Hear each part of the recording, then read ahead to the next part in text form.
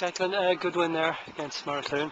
It's good to get off to start the other night with a first win, so it was important to add to it. So we're happy enough to come down and beat. Both teams is missing players, county players more or less on both sides. There's a few on each team missing, but it's 4 points on the board for us. All we can do is each day we go out try and improve a wee bit better. So we're happy enough.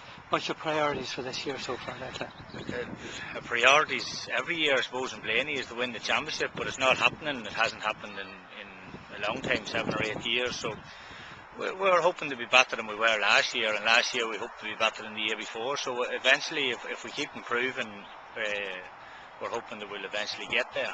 The improvements, where do you think they have to come mainly in this Blayney team at the moment, Declan? We've been working with a very young team that's 4 or 5 years in Blayney, and it's a case of coming to maturity really, and some of them is at the minute coming through and some is yet to come through, so it's getting the combination right where you've experienced players and youth coming in.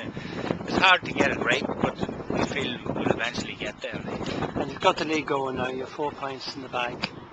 Got off to a bad start with 2 defeats in the first 2 matches. We weren't that worried because we were playing what we thought fairly well. We just weren't putting the scores on the board or weren't winning the matches. So we beat a poor Clontiber team the other night. When I say poor, they were very, very short of their first team. But we got off to a start with it, and then we're happy to get a win here by 6 points. So hopefully we'll progress. We've the Harps the next day who's going well at the minute. So all these teams will ask questions of us, and we'll see can we come up with answers or where our problems may play. A few games in a tight schedule, Declan. It is. Lucky enough so far we haven't suffered because of it injury wise or that. A couple of county players have knocks and Dermot McArdle and Dermot Malone.